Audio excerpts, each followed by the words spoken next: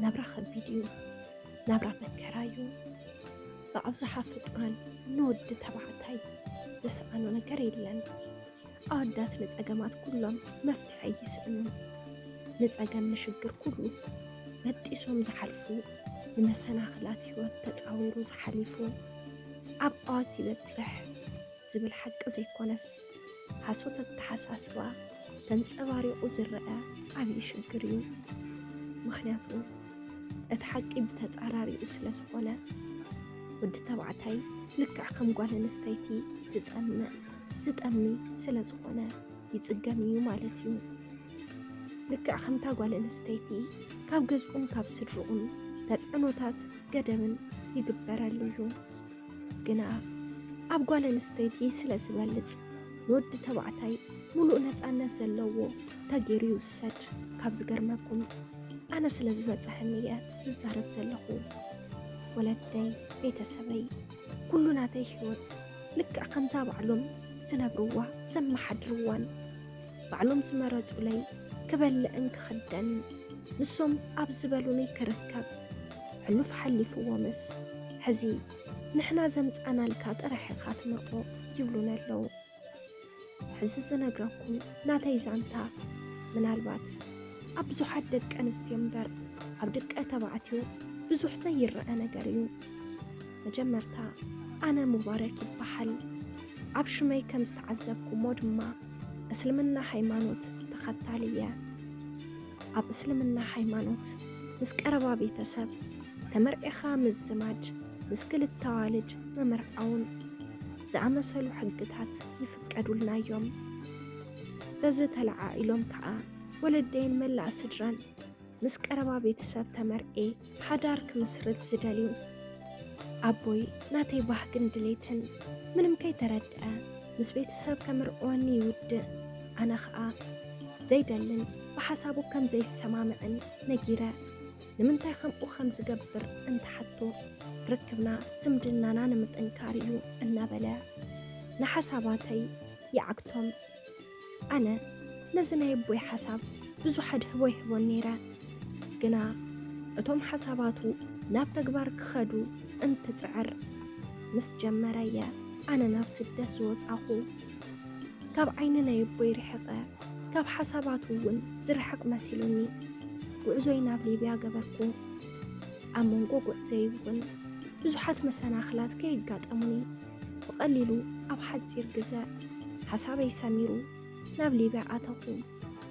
ሊብያ ምስ ኣተኹ ግና ካብ ናይ ኣቦይን ቤተሰበይን ፍቓድ ዘውፀኒ ነገር ተፈጠረ።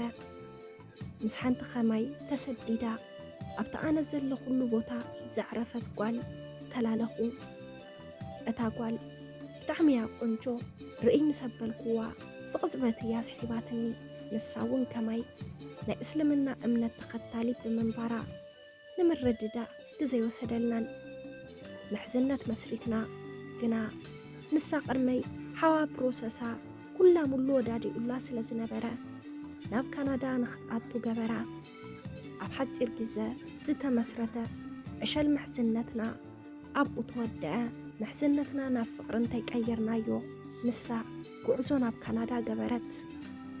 ግና ንዝኾነ ፀገምሲ መሰናኽል ኣለዎ ከም ዝበሃል ኣላህ ንዓይ ፅቡቕ ግዲ ሓሲቡለይ ብድሕርታ ቆልዓ ምኸዳ ቁሩብ ፀኒሐ። ኣሕዋተይ ኩሉ ፕሮሰሰይ ወዳዲኦም ካናዳ ክኣቱ ገበሩኒ።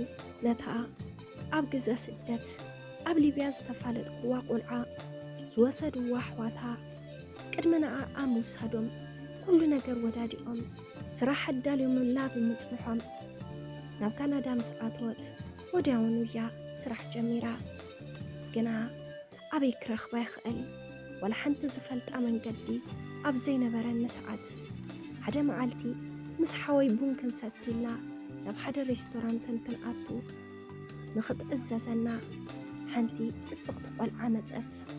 ቅነ ኢላ እንተረኣኽዋስ ሓንቲ ጽብቕቲ ቆልዓ ግን ብፍጹም ክኣመነ ኣይከኣልኩን። እታ ናይ ሊብያ ቆልዓ ነበረት። ካብ ወንበረይ ትልዕል ኢለ እውን ኣጥቢቐ ሓቆይፈ ሰላም በልክዋ።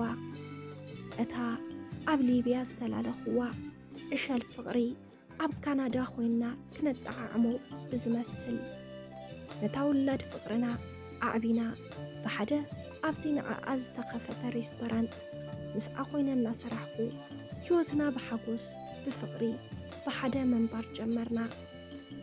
ግና እዚ ኩሉ እንትግበር ንወለደይ ነቶም ኣብዚ ናብ ካናዳ ዘእተው ኣሕዋተይ ንመላእ ስድራ ቤተይ ብዛዕባ እዚ ጀሚረዮ ዘለኹ ርክብ ክነግሮም ኣድላይ ኮይኑ የወሰድክዎን ንኦም ከየፋለጥኩውን ንድሌቶምን ንባህጎምን ንሕልሞምን በቲኸ ስቂለ ብናተይ ድሌትን ሓሳብን ኣነ ከም ዝሓሰብክዎ ኮይነ ምስታ ዘፍቅራ እተፍቅረኒ ቆልዓ ብዘይ ምንም መርዓ ብሓጎስ ህይወተይ ምምራሕ ቀጸልክዎ።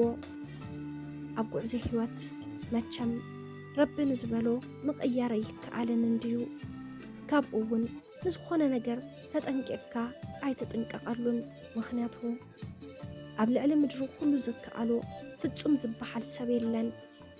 ነዚ ነገር እዚ ዝተዓዘብክዎ ዝኣመን ኩሉን ኣብዚ ሕዚ ሰዓት እያ ኣባይ ምስ በፅሐ ማለት እዩ። ኣነ ንዘፍቃሪተይን ኣብ ዘይሓሰብናዮ ግዘ ከይደለናዮ ዘይተሓሰበ ጥንሲ ኣጋጠመና። ናብራና ዋላ እንተኸበደት ህይወትና ዋላ እንተዘይተደላደለት ግና ምስ ፀገምና ነዚ ቆልዓ ክውለድ ከም ዘለዎ ወሰና። እሞት ቆልዓ እውን ተወለደ። ምቁር ናይ ፍቅሪ እዋናት እንትነሕልፍ ንትሽዓተ ወርሒ ኣብ ዝነበረ ናይ ጥንሲ እዋናት ምንም ነገር ንስድራይ ነገርክዎምን ምስ ሰምዑ ከመይ ከም ዝኾኑ እንታይ ከም ዝመስሉን እናሓሰብኩ እናፈራሕኩ ኩሉ ነገር ካብ መጀመርታ ክሳብ ሕዚ ዘለኽዎ ኩነታት እንታይ ነገርክዎም ኣቦይ ብጣዕሚ ተናደደ። እቲ ገዲፍዎ እዩ ኢለ ዝሓሰብክዎ ምስ ቀረባ ቤተሰብ መመርዓው ዝብል ሓሳቡ ኣይገደፎን ነይሩ።